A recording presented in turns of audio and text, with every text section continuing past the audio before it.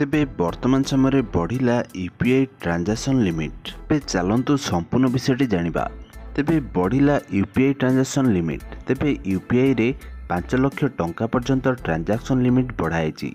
तेबे आज ए नहीं घोषणा करछन्ते Reserve Bank of India governor Shaktikanta Das. Bharat में बहुल भाव में यूपीआई पेमेंट देउथिबा बेले तेबे पूर्वरु एथिरे मात्र दिन को 1 लाख टंका पर्यंत ट्रांजैक्शन होउतिला। तेबे ट्रांजैक्शन लिमिट बढ़ाइबा पई अनेक समय दाबी मध्य होउतिला। तेबे लोकंकर ए दाबी को वर्तमान आरबीआई अनुमति देइछि। तेबे गुरुवार आरबीआई रो 50तम मुद्रानीति कमिटी बैठक रे ट्रांजैक्शन लिमिट बढ़ाइबा नै निष्पत्ति नेइछि। तेबे बैठक पर आरबीआई गवर्नर शक्तिकांत दास यही घोषणा करचंती।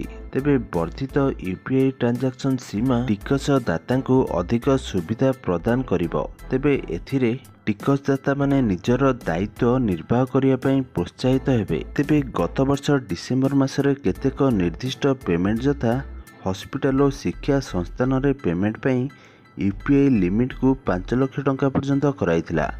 एबे यह सबु पेमेंट पई उद्दिष्ट हेबो। तेबे यूपीआई माध्यम रे डेलीगेटेड पेमेंट रो सुविधा संपर्क रे आरबीआई एक बड़ घोषणा करछि, जहाँ अधीन रे प्राइमरी यूजर को सेकेंडरी यूजर को यूपीआई ट्रांजैक्शन करबा सहज हेबो। तेबे एक निर्दिष्ट सीमा पर्यंत कारोबार यूपीआई माध्यम रे ट्रांजैक्शन करा जाई परिबो एवं एथि पई सेकेंडरी यूजर्स को अलग अलग बैंक अकाउंट रो आवश्यक मध्य पड़िबो नै।